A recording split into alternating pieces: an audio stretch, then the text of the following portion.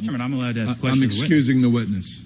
I'm allowed to ask a question of the witness, Chairman. Not right now. Ma'am, have a good day. Thank That's you. literally my right as a legislator representing the 10th You can say whatever legislative you district. want. I excuse the witness. It's my authority as committee chair. What about the working class people in Brick and Toms River? Do they have the right to get questions asked to people who are here protecting 900,000 people illegally, costing the state $7 billion the next a year, Chairman? I'm going to call up. You're out of order. The New Jersey Statehouse Watch is on. From Trenton, we explain what's happening inside the Statehouse, speaking directly with legislators, policymakers, and budget experts to bring you the facts behind the decisions. There's no doubt that energy bills are about to skyrocket. Thank you, Mr. Speaker. Through you, I would ask if the sponsor would yield for a couple Clerk, please have a machine for a vote. Received 46 votes in the affirmative, 25 in the negative. We break down bills as they move through the New Jersey legislature before they become law. With your hosts, Jack Brangan and Constance Ditzel. And $300 million to Newark billionaires, that ain't cutting it for rural New Jersey. So stick around. Here's Jack and Connie. Good evening, everyone. This is Jack Brangan, and you have arrived here at the correct place. You're at the New Jersey Statehouse Watch, and I'm here with Constance Ditzel. Hello. Constance, how are you? I'm great. We've been talking about this, doing this. That's right. And we, in case you're wondering who that was in the beginning, that was Paul Kanitra. And we're going to be talking to Paul in just a few minutes. But the idea behind our podcast is we have a singular focus. We are going to focus on Trenton, New Jersey, and as the title suggests, the New Jersey Statehouse. And that means any of the bills that are going through, we're going to watch them and we're going to talk about them on our show. So you might be wondering how we ended up here. Constance, why don't you tell us a little bit about our history and how we ended up Right. So why are we doing this show? Well, we both ran for assembly. And on the campaign trail, we learned that people didn't know so much. And we were once upon a time those people. We didn't know, for example, that for 20 years, we've had solid one-party rule in New Jersey. And that is basically who has determined our laws the way they're standing today. And we jumped in the race because we were being involved ourselves at school boards. We were going to school board meetings and we started to learn, hey, everything's happening in Trenton. There's not so much we could do here. So we would go to Trenton after we were going to school board meetings, and there we started meeting other folks who were doing the same. Many people can go for public comment, but in particular, we met some real great advocates of really wonderful organizations, wonderful assembly people, senators, and these are the people we want to interview. That's right. So every show that we have, there will be a guest that will be on the program.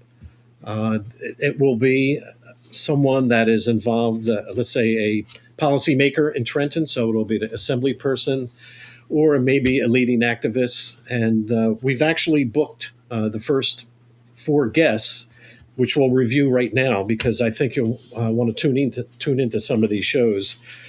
Of course, tonight we're going to be talking with Paul Kanitra, who happens to be an assemblyman from Legislative District Number 10. We're going to spend half an hour with him. Coming up on March 24th is going to be Sean Hyland. Now, Sean Hyland happens to be a leading parental rights advocate here in New Jersey. He heads up the Family Policy Center. So we're going to cover a lot of topics with Sean that will affect your school system, any school district in the state. Other topics maybe might touch upon abortion and things like that. With regard to parental rights, it's not only Sean's organization, but there is New Jersey Stands Up. This is another great organization in New Jersey. Garden State Families with Greg Quinlan.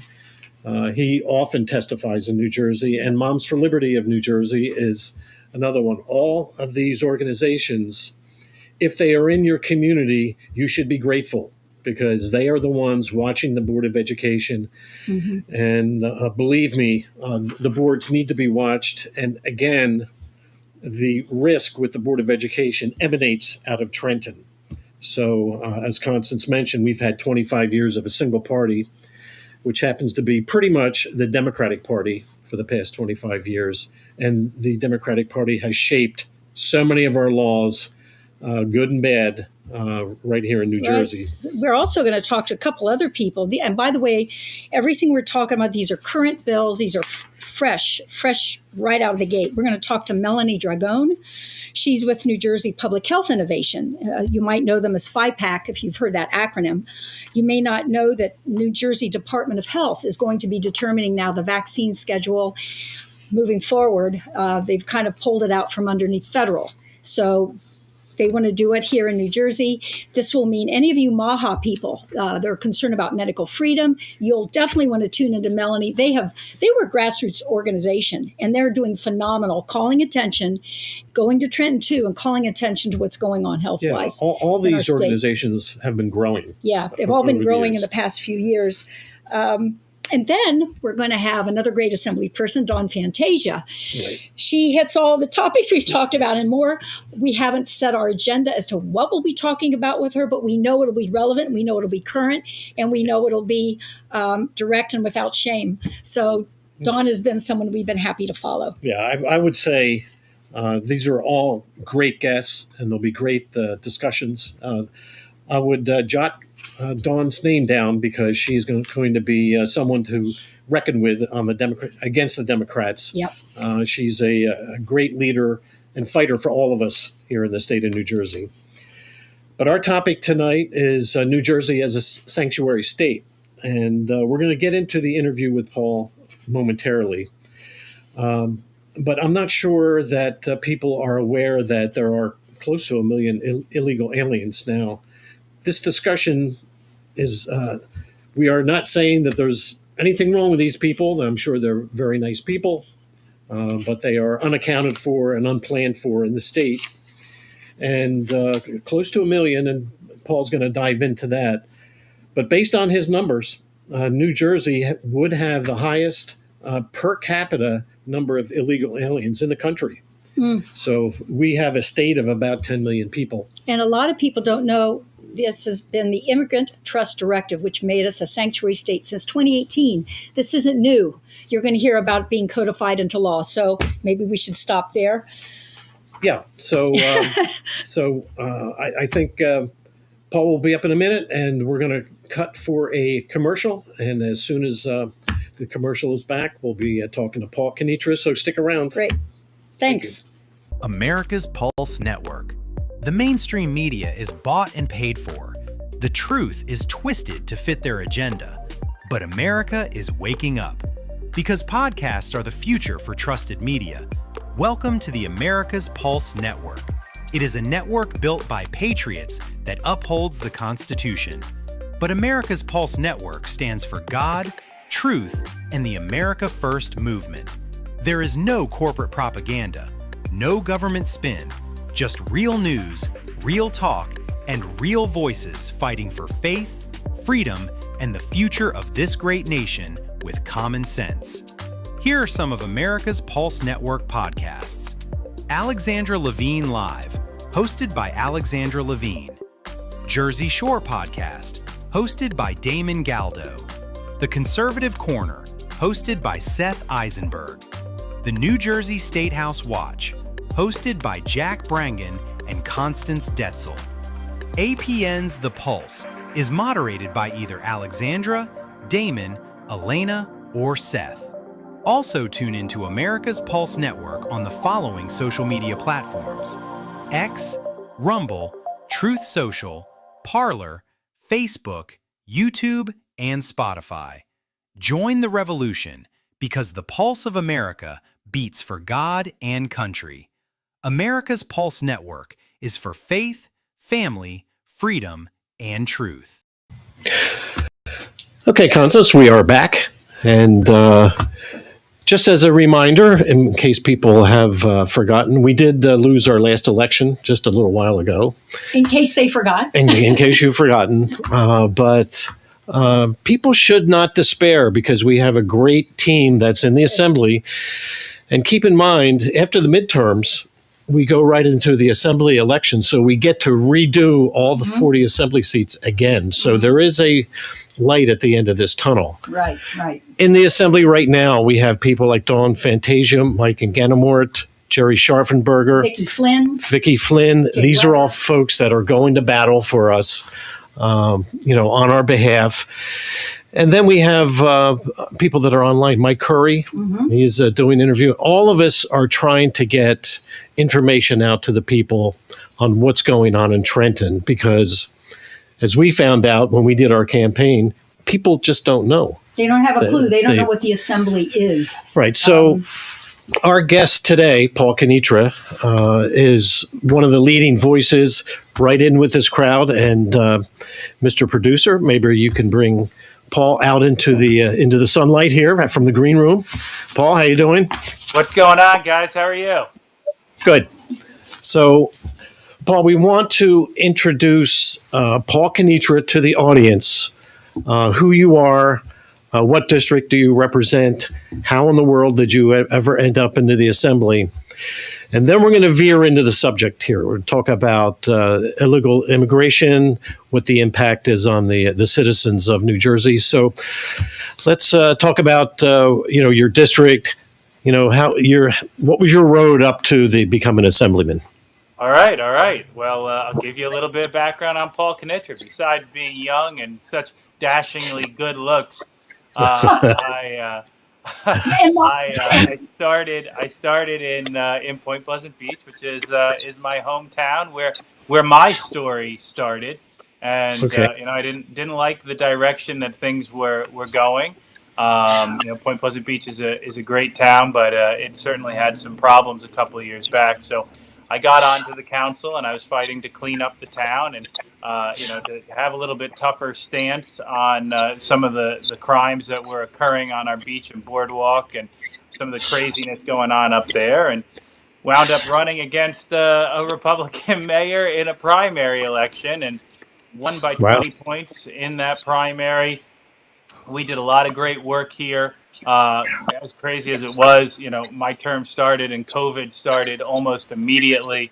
So we were trying to find ways to help our business community despite, some of the limitations on there. And we still implemented all of our plans. And, we brought the town back to the family-friendly place that it always was. But the things that frustrated me the most as mayor of Point Pleasant Beach were the things that were bigger than this town and that were happening in Trenton. We started to see the offshore wind fight. We started to see how juveniles weren't facing any repercussions for their actions, and how pop-up parties were starting to spread across the state of New Jersey. And opportunity to jump into the state assembly came up. Once again, I wasn't picked. I wasn't the guy. I didn't get the screening committee recommendation, and I went out on a floor fight, and I was the first person in 30 years to win on the floor of the Ocean County Convention without the screening committee nomination again. And as you guys, as we've all worked together over the last couple of years, my first term was focused on parental rights and a lot of freedoms, and making sure that Trenton wasn't overstepping and overreaching on what they were doing. And there's a lot of extreme stuff coming out of there, and now we're starting our second term, and here we go. Yeah, that's great. Great. You may know that Constance and I also ran for assembly, and we sort of had the same feeling, because we were going to our school boards and we would get our 3 minutes at the podium. And after a while, it became a little frustrating that, okay, even with a victory, you're only going to flip one school district. And there's 600 school districts in the state that if you really want to make change in New Jersey, you really have to go to Trenton. So we started going to Trenton, and that led us to both of us throwing our hats in the ring, because we got to Trenton, and then we saw what you guys were doing there, and we said, this is where it's all happening. Yeah. This is the heartbeat. People are worried about federal issues. That's vital, but they don't know what's going on in their own backyard with it. And so our purpose, as we mentioned in our beginning of our segment, is to illuminate. So with going to the illegal immigration and the effect on the taxpayer, before we get into these bills, right, and we'll explain these bills, I think we need to get a sense of the scope, the breadth, the depth of the number of immigrants. What is the impact? And I got the first inkling from a report that you produced back in 2024. And Mr. Producer, maybe you can put up the... Look at that. That's professional. Okay, so you're probably familiar with this. And I also spoke to Todd Lund, and he explained to me that he actually did most of the work, right? My idea, my direction, his research and writing. Right.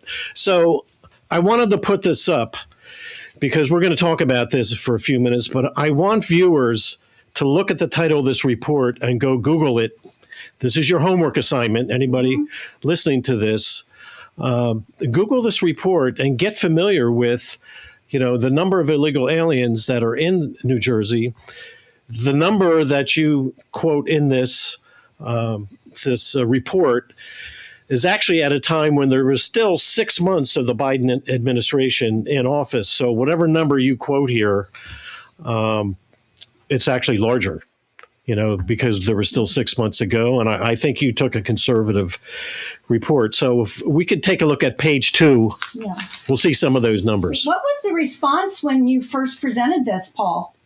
Look, it had nationwide acclaim. I think people hadn't seen a substantive, well-researched report that highlighted the detrimental effects to a specific state like ours. And it wasn't just thrown together.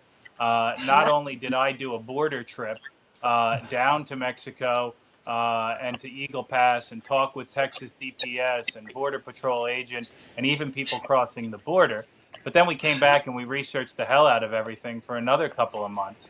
And the data that we put forth is very sound. We were very conservative in our estimates. We believe that there's 900,000 illegal aliens in New Jersey, and obviously more now because that report was done before the Biden administration finished. And it's costing the state roughly $7 billion, which breaks down to, about $1,600 for every legal taxpayer in the state of New Jersey. It's astronomical. And right now, Governor Sherrill came out a couple of weeks ago and admitted what we've all known for forever, that they have a $4 billion budget deficit.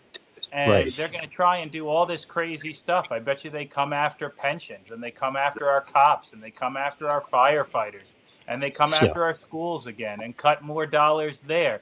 And they're going to do all this nutty crap that is wholly unnecessary if they just got rid of the individuals that don't belong here, that jump the line over people who want to be here legally and are trying to migrate to this country legally, and aren't going to be as drain on the society. Yeah, Mr. Producer, bring up the next page, please. Page 2. Page 2. That's what he just cited, $7.3 billion. You know these figures by the back of your hand. 894,000. That was in May. So when we're telling people on the campaign, we're like at $1 million. That is not an exaggeration because, like you said, this is before Biden exited. Now, when you say 1,600 per worker, do you mean per taxpayer? Yeah, per person contributing to the system that's a legal resident. So you work that out to be $2,300 per household. That's amazing. This is hard cash that people need. People are struggling in this state. Not only people working, but people on fixed income. This hits them as well too. $2,100 per household. That's money. That's groceries. When you put the increase in electricity, gas, New Jersey slowly becomes, a difficult state to live in. And if you invert the equation, so that's what percentage of our population? Like a 10%, 12%? About 1 out of every 10 people walking around on the streets of New Jersey are illegal. Wow. Right. Mr. Producer, throw up the next page 3 we have on this. Now, I don't know if what viewers can read here. I think the viewers can see it. You think so? The total, can you see the total? We've got $7.3 billion. That's the figure you just saw. Yep. So now you see at the end $7.3 billion.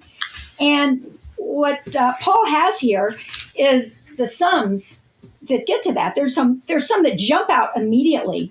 The first is college grants open to illegal aliens. Now that's only, what is it, 5 million or 500? 5 million. 5 million, quote, Yeah. only. But still, how many hardworking people are trying to put their kids through college? And here we have college grants for illegal aliens. Amazing. You've got some others for K through 12 education on here. Could you comment on those? Those are huge numbers, Paul. Huge. Well, look, every step we tried to take a conservative one, right? What that doesn't go into, and there's some things that are harder to quantify. The fact that you need additional help in classrooms, and the classrooms are less efficient now because teachers are either having to have translators in the classrooms, or they even in some cases have these electronic boxes that translate.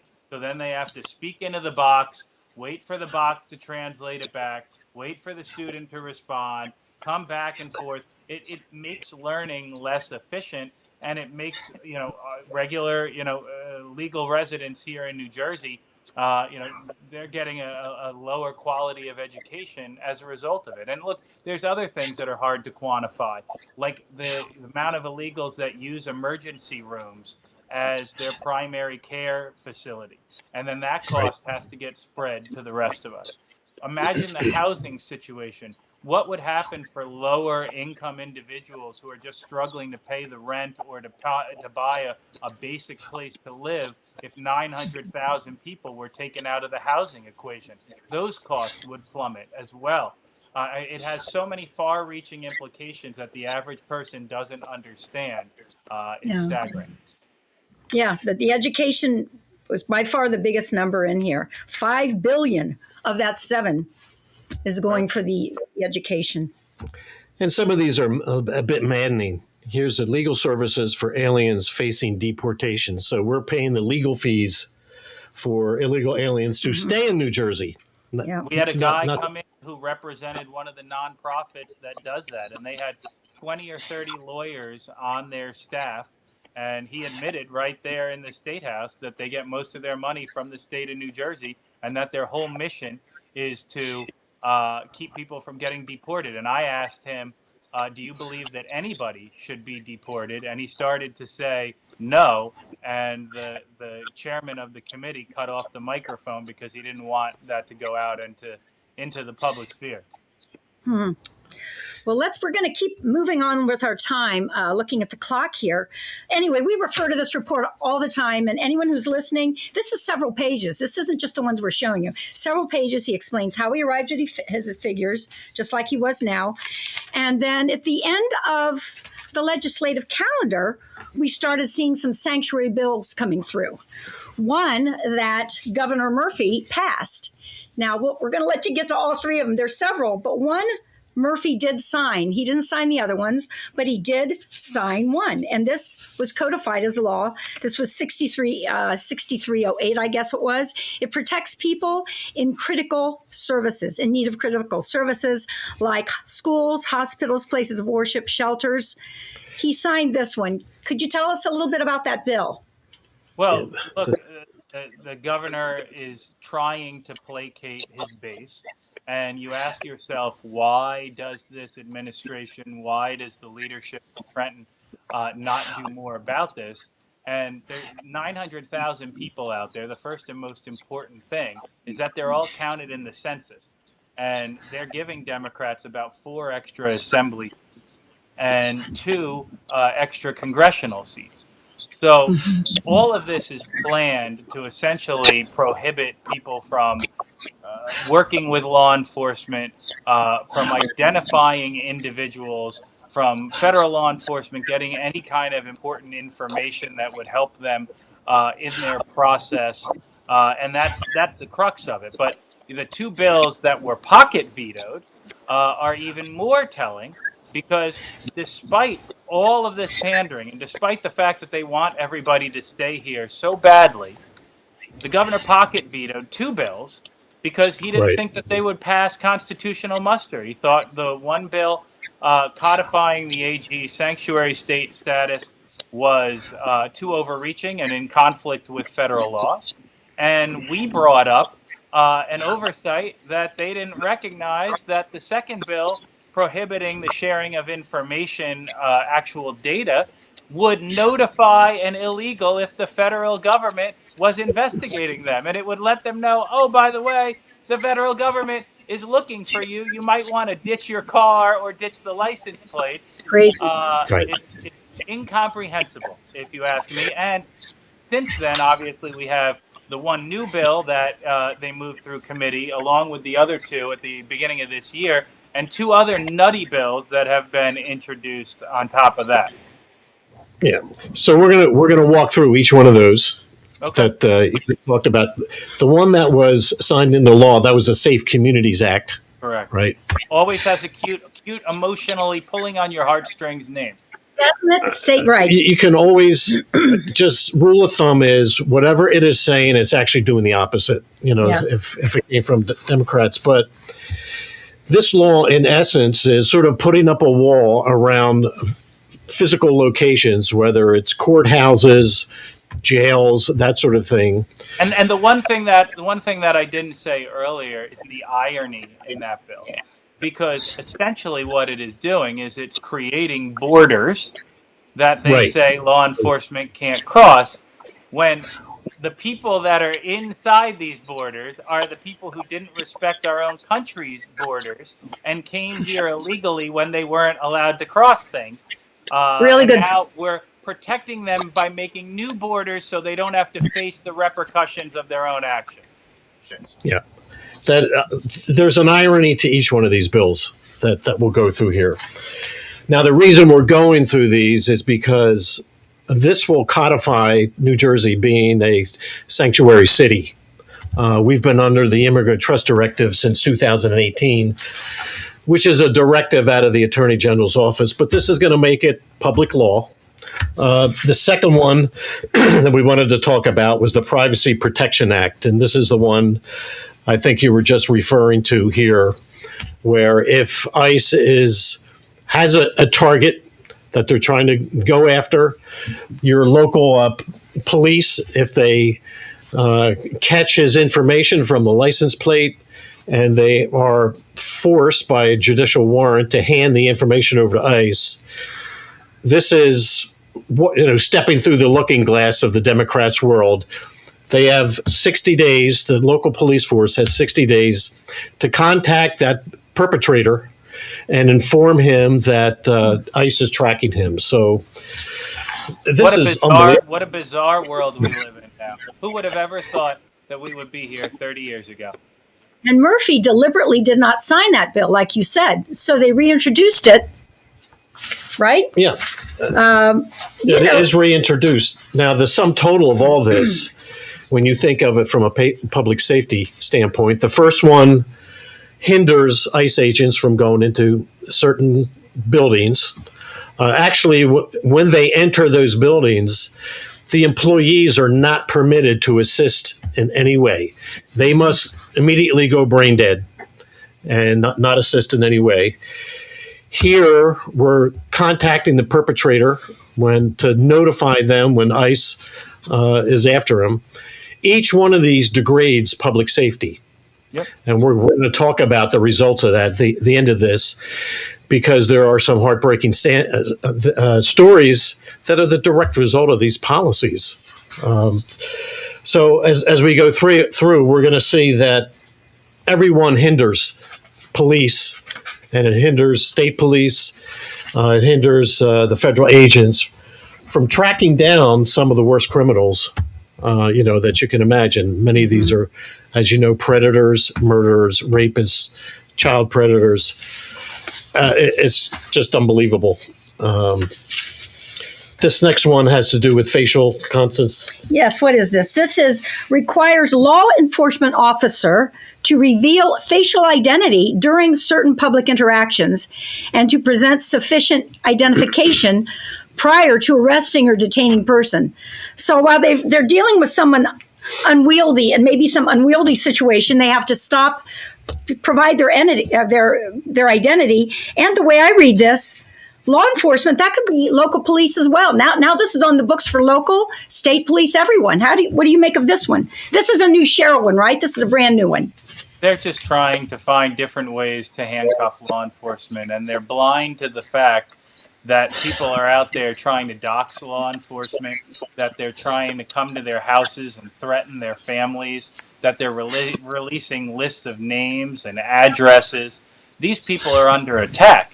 One of the reasons that they have to wear masks is because of how crazy the progressive left has gotten and how much progressive left governments are protecting them. You know, if there weren't crazed protesters out there attacking law enforcement, these people wouldn't need to do that in the first place. So, like everything Democrats do, they create the problem and then they make it worse. This law, the way it's written, really doesn't specify ICE. So I was listening to the committee hearing. I think it was in the Judiciary Senate side. And I believe it was the head of the New Jersey State Police was testifying saying, look, there are cases here where we need to wear masks. First of all, if you're on a motorcycle, if you're a motorcycle officer and it's December, you know, we want a mask. He wants a change in the law. There were other cases when they do a drug bust, you know, similar to what ICE agents are doing. Now, nowhere have I ever heard anybody complain about the local police force and their masks or the state police. The problem I have with this bill, this was a bill written to hurt Donald Trump. This was written to hurt the ICE agents, and it was written in such a broad manner that it swept in the New Jersey State Police, your local municipal police, really by mistake. And I think this is really about the ICE agents. This is where this was targeted. And to me, this was a Trump derangement syndrome bill where they really wanted to do something to Trump and make a statement against ICE. Mm-hmm. But it was not written that way. You know, it's not a bill that ever should have seen the light of day in my mind. That this was horrible. So our last one here. I was going to say, before we go to the last one, the big one that's going to codify into law, because this also leads to something I think you want to bring up. The atmosphere in the assembly room when this is going on, unless somebody is there or tunes in on and watches on the stream, it is incredible to watch. I think on January 5th, they passed some 132 bills. But beyond that sheer magnitude, they would introduce a bill. You got up with some posters. You had an amendment, I think, to the bill. It was very salient, as well presented. You show these posters, they immediately cut you off, table it, to table the motion, vote the bill in. There's not even any kind of credence given to rational suggestion or even comment. And I remember, and I think even Jack was commenting because he has a whole list. Tell us what was on those posters. Well, we had one poster that simply reminded everybody that there was a federal program that could bring everybody back home to reunite with their families. Because one of the things that they were talking about is the effects of families on this, and nobody ever talks about what the illegal immigrants subject their own kids to during this journey. They basically turn their kids over to drug mules and human traffickers, where they're all given a wristband. There's a ton of sexual assault, violent assault as they cross these countries. They have to cross deserts. Many people die of dehydration and starvation on the journey.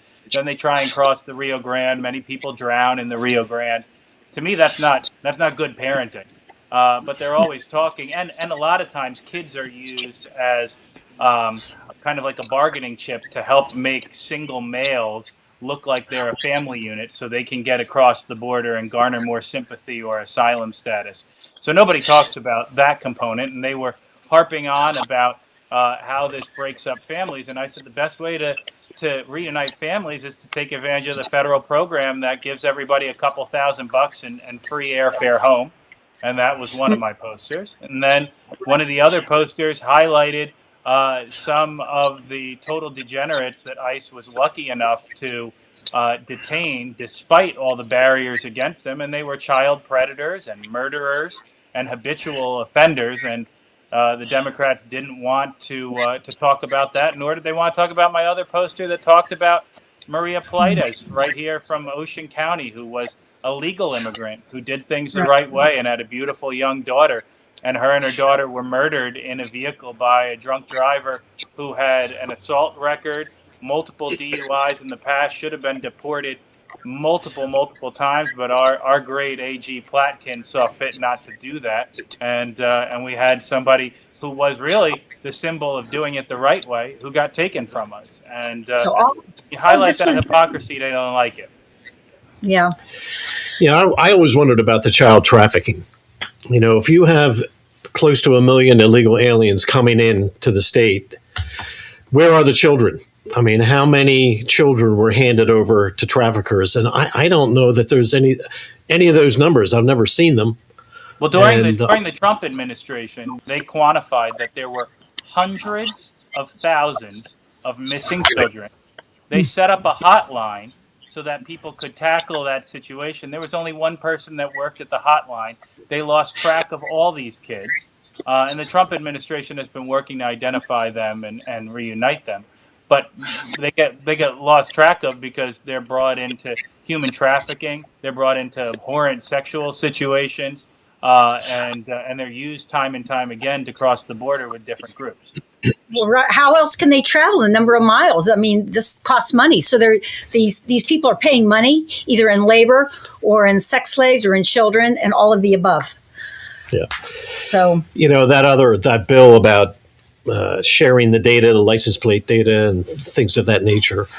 All that information sharing has gone a long way in solving problems. For investigations, it is the sharing of data between agencies, that solve these crimes.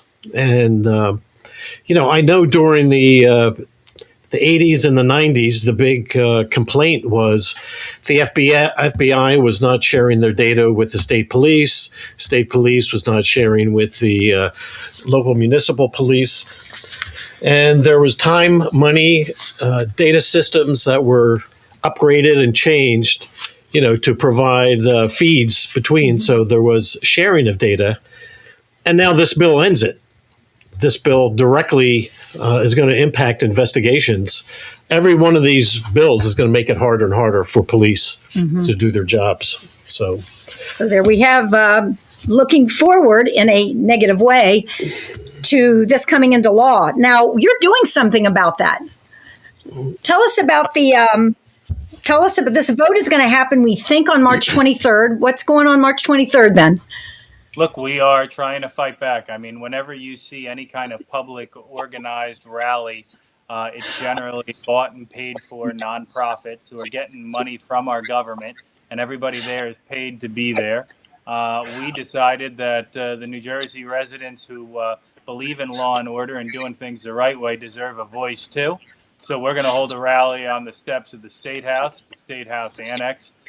We assume that the bills will be brought up on March 23rd at the next voting session, but the Democrats generally only release the bills a couple days before, and then just the night before, the night before that, they put the most controversial ones on. So you never have enough time to fully prepare, but regardless, we know they're out there. So at 11 a.m., on March 23rd, we're going to be up there. We're going to be up there with some angel moms who have family members that they lost as a result of illegal immigrant crime.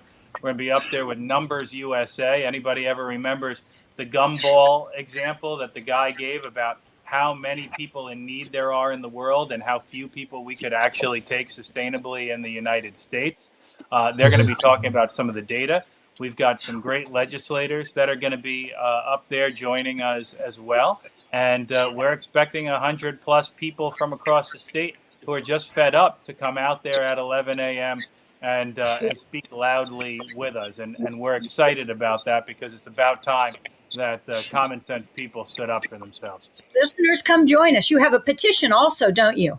There's 6,500 I saw today signing a petition, 6,500 signatures you have. We do. And we only put it on just about a week or so ago. It's already taken off. So if you can't make it out to the rally, the petition is change.org/vote no, send them home. So it's change.org/vote no, send them home. And you can speak with a loud voice there. And I know that for a fact that Speaker Coughlin is getting updates every couple thousand people that sign up to that. So people should understand here. I mean, we've talked a lot about the financial impact, and you've alluded to the angel moms that will be at the rally.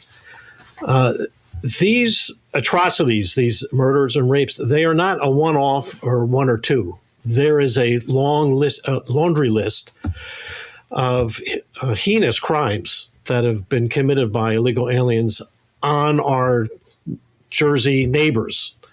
Well, let me explain that situation. I don't think everybody gets it. Okay, first of all, we don't know who most of these illegal immigrants are. Okay, when you come across the border, you have the people that get apprehended, and then what they call the gotaways. Okay, right. Basically, both groups ditch all their identification, their driver's licenses, passports, everything gets ditched in the desert. So then when they finally do get caught, whether it's at the border or months later by law enforcement somewhere along the way, their name is simply whatever name that they give law enforcement. We have no idea if in Honduras or El Salvador or Italy or Germany, wherever the heck they come from, we have no idea who they are and what criminal history they have.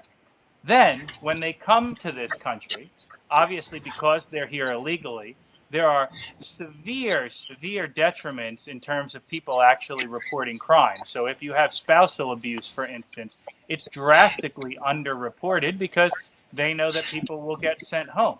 But then, on top of that, whenever people try to tell you that illegal immigrants commit crime at any kind of lower rate, that is patently false. What really happens is they get convicted at a much, much lower rate with much, much lower offenses because the county prosecutors are put in place by the governor. They're their appointee. And they know that at a certain threshold, a certain level of crime, it triggers an automatic deportation for which then ICE can come in or the state then has to get rid of them based on their own laws. So they constantly are plea bargaining down the crime that these people commit, and it shows up as a lesser crime than really was committed. Yeah, wholesale deception. Yep.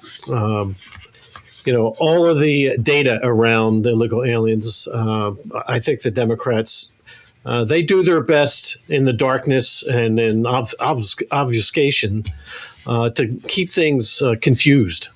And so you never hear, if it wasn't for your report, you probably would not have ever known about any of these. So yeah, there's a list of here. These are crimes that's, I'll skip them because they're really too upsetting to go through, because a lot of these crimes are against children, preteens, and they were all preventable. And one was the murder of a mother and her two children. So this was in Jersey City. You just don't hear about these things. And as you mentioned, there was the lady in the automobile accident, and that little girl that died. There was a picture of her. She looked like an angel. You know, this is just every single one of these were preventable. So, and we just have a few more minutes, and this pertains. Maybe you can give us a one-liner. Jack and I went to a seminar yesterday, the New Jersey Coalition Against Human Trafficking, and this is a big deal in New Jersey. It's a big deal around the country, and it does kind of somewhat pertain to this issue of where are these children gone that are coming across or trying to come into the country. What is the bill you're looking at? All you want to give us a quick one-liner on it or so? Well, I have a bill, Assembly Bill, and it increases the penalties for human trafficking of children. And the slant is, look, everybody is against human trafficking. At least they say they are against human trafficking. But this bill brings in the irony of all the human trafficking that's going on in the illegal immigration trade and undercuts that and tries to tackle that and address that as well, because it's a dirty little secret that nobody wants to pay attention to. And those kids are just as important, and their violations that they're experiencing are just as important as anybody else out there. Yeah. So what's the schedule here in terms of the vote? I know is there a vote coming up in the Assembly and the Senate? And what's the timeline when these bills get to the governor's desk? Well, the bills already came through my law and public safety and preparedness, and they tried to have them on the agenda right before the blizzard, and they got yanked because they shut the government down. So Right. since they're already showing that this is a top priority of the new governor and of the new session of the legislature, we anticipate that we're going to see them up soon. But this might not be the end of it. We have some far left progressive, Mom Donnie-like people that have been elected to the legislature recently. One of them made a bill that was cutesily titled the FUCK-ICE bill.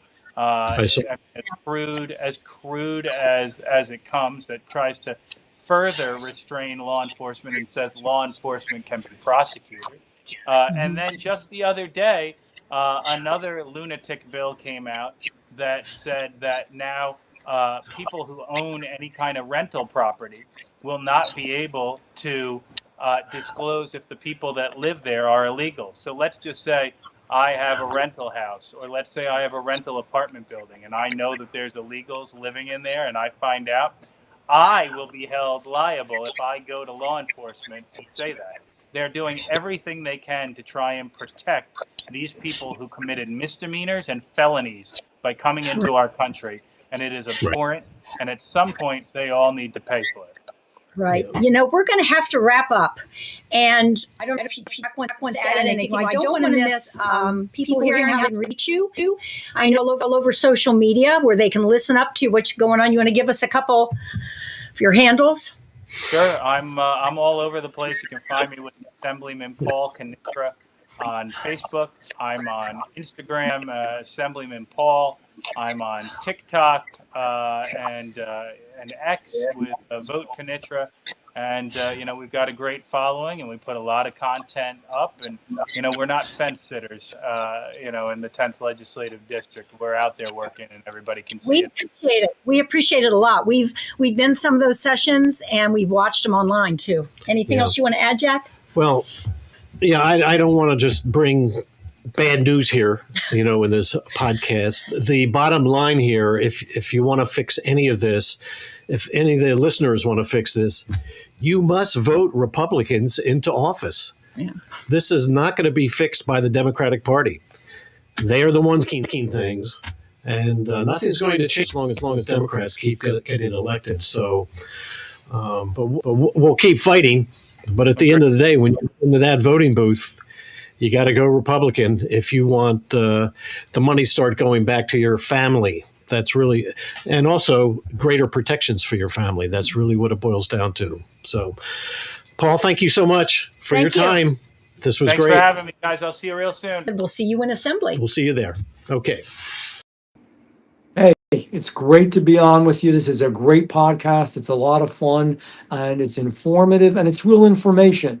It's none of the frills and none of the nonsense that you hear on the legacy media, just telling the story of what's happening right now. It's what I do with my newsletter that I get out to anybody who wants to see it. It's what you're doing with this podcast. America needs to know what the real deal is, and you're the real deal. Thank you, Paul Kanitra. That was a great interview. I hope everyone enjoyed it. I just want to remind everyone on the 23rd is going to be his rally. I will be there. Yeah. So if there's any way that you can make it, there's going to be a lot of people there, a lot of groups, and it's all about these 4 sanctuary state laws. And some of the speakers, a few of them are going to be what they call angel moms. And these are mothers or families that have lost children in the hands of illegal immigrants that should not have been in the United States, nor should they have been in New Jersey. Now, originally, I think we had mentioned that the Immigrant Trust Directive was put out by the Attorney General in 2018. All of these bills will codify it whenever the governor signs it. However, right after 2018 and 2019, some very bad crimes started happening because these individuals should not have been in the state of New Jersey, and they were in New Jersey specifically because of the breakdown in communication that all these laws are touching upon between law enforcement and tracking these folks down. In Jersey City, in March of 2019, they found a woman's body in Lincoln Park in a lake. She died from strangulation and water submersion. The ICE reported the defendant who did this was in the United States illegally and had previously been deported twice. So had it not been for the Immigrant Trust Directive, this person might have been somewhere else, not in New Jersey. And this murder could have been avoided. In 2025 in Jersey City, a mother, a 5-year-old son, and a 9-year-old daughter, all three were stabbed to death. You probably didn't hear this because the Democrats don't like these headlines. So I'm going to repeat that. The mother was stabbed to death. The 5-year-old son was stabbed to death. The 9-year-old daughter was stabbed to death. ICE stated that the suspect was in the United States unlawfully. He is Mexican. He should have been in Mexico, not in Jersey City. In Monmouth County in August of 2025, I remember this past summer, an illegal alien from Mexico was driving intoxicated, crossed the center line, and hit head on where a mother and her 11-year-old daughter were driving. Both of them were killed. And if you saw a picture of this little girl, she was just an angel. This never should have happened. This guy should have been in Mexico. It was the Immigrant Trust Directive and the Democratic Party behind this that allowed this situation to happen, that allowed this person to be in New Jersey. These 4 laws, if they get signed in, if the governor signs this, and we hope that she does not sign these, it will not stop this. It's going to cause this to continue on. So I'm not finished. Don't look away or anything. You have to hear these crimes. In Vineland, New Jersey, 2019, aggravated sexual assault on a 13-year-old girl. ICE Newark identified the suspect as a Mexican national in the United States unlawfully. In March 2021, Plainfield, defendant was charged with aggravated sexual assault on a 10-year-old boy. This was a Honduran national unlawfully present in the United States. December 2021 in Hackensack, New Jersey, repeated sexual assault on a minor. The defendant was charged with first-degree aggravated sexual assault on a preteen girl. The ICE identified the defendant as a Guatemalan national in the United States illegally here in New Jersey because of the Immigrant Trust Directive and courtesy of the Democratic Party. In Camden, sexual assault of a minor. The defendant charged with sexual assault of a 12-year-old girl and endangering the welfare of a child. ICE reported the defendant was a Honduran national unlawfully present in the United States, courtesy of the Immigrant Trust Directive and the New Jersey Democratic Party. In New Brunswick, sexual assault of a minor. The defendant was charged with aggravated sexual assault of an 11-year-old girl. ICE identified the defendant as a Mexican national unlawfully present in the United States, brought to you by the Immigrant Trust Directive and the New Jersey Democratic Party. These are adults raped, bodies mutilated, murdered by illegal aliens that should have never been in this state. It was only because of the Immigrant Trust Directive. We have children where they had their innocence just brutally robbed from them in the most violent manner. We are asking the governor not to sign these bills for the sake of the safety. Each one of these bills reduces the safety here in Jersey. I also want to point out very quickly, you have to wonder where these bills come from. It's not just the Democratic Party. All of these bills are sponsored by Democrats. There are no Republicans assigned onto these bills. But the same names show up. Ellen Park, Annette Quijano, Verlina Reynolds Jackson. So these names are on here, as well as Louis Greenwald is on another one. So why don't we, our message here is to the governor, we'll leave it at this point, but our message to the governor is please do not sign these bills. And let's talk about a more pleasant topic and talk about some of our guests that are coming up. Well, we thought we would take 5 minutes to at least tell you there are other bills going on that need your attention. Today, 2 p.m., Governor Sherrill spoke about the budget. That's right. There's a lot to be said about that. We don't have all the skinny on it. We do know the budget's been increased $1 to $2 billion. And remember, in what we heard tonight, that there's $7 billion that's going towards illegals. That's right. So just to give you an idea of how much that's chomping away at our budget, we figure it's about 12%. So there's that.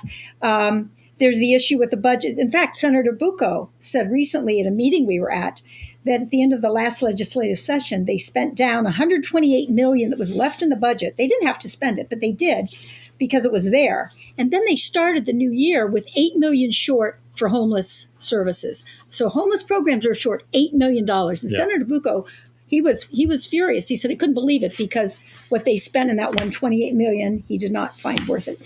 So we're going to talk about the budget coming up. We're going to talk about next time Sean Hyland, who's with the Family Policy Center. He's going to be talking about these abortion-related bills that were just discussed yesterday in a Senate committee. I'll just rattle off the titles. Provides certain deceptive practices in advertising of pregnancy-related services or healthcare service that violate consumer fraud. This has to do with a lawsuit that General Platkin has against a pregnancy resource center, saying that they false advertised. There's another bill. Enters New Jersey into a women's reproductive health care compact with other state. Again, these cozy little words, reproductive health care. It's anything but reproduction, right?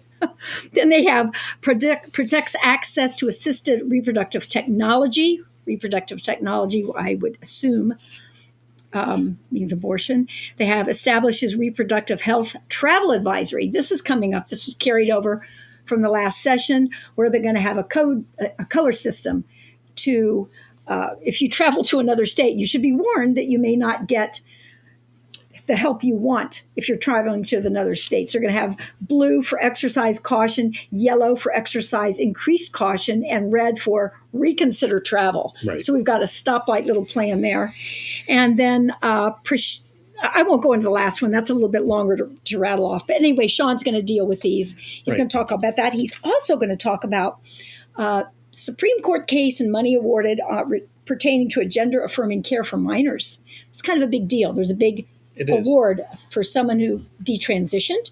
And he will also talk about some of the large American Medical Association, Pediatric Association, who are backing down on the recommendations for gender-affirming care. Again, a cozy word for minors. Yeah, so Mr. Producer, maybe you can put up the yes. our quick shot. There's Sean coming up the first slide. You'll meet Sean Hyland on March 24th, I guess it is. It's March 24th at 7:30. I should note that if you know someone that missed the podcast tonight, the podcast can be downloaded on Apple, Amazon, or Spotify, or wherever you get your favorite podcasts. And don't forget, you can hear it live on America's Pulse Network, and you can hear it live on our website, NJStatehousewatch.com. So we've given you every avenue to find us. Right. If you can't find us, it's on you. Yeah, so Sean is going to be the 24th. Melanie, this is all going to be about MAHA and your health. If you are interested in the health of your family and your own health, I would say you want to hear that podcast. That's April 14th. And then, of course, Dawn Fantasia is going to be on the 28th. So remember, we are on Tuesdays the second and the fourth Tuesday of every month. Or you can download the podcast. Well, thank you. Tell your friends to tune in and let us know what you think. I think there's a way to get back to America's Pulse Network. If not, we will give you a handle to respond in the next podcast. Thanks, everyone, for tuning in, and I hope you enjoyed it. And we'll be looking forward to Sean on the 24th. Thank you. Good night. Good night. Thanks for joining us on the New Jersey Statehouse Watch. Join Jack Brangan and Constance Ditzel every second and fourth Tuesday of the month at 7:30 p.m. Watch the show live at NJStatehousewatch.com or listen anytime. Download the podcast on Apple, Spotify, Amazon Music, or wherever you get your podcasts. We'll see you next time on the New Jersey Statehouse Watch.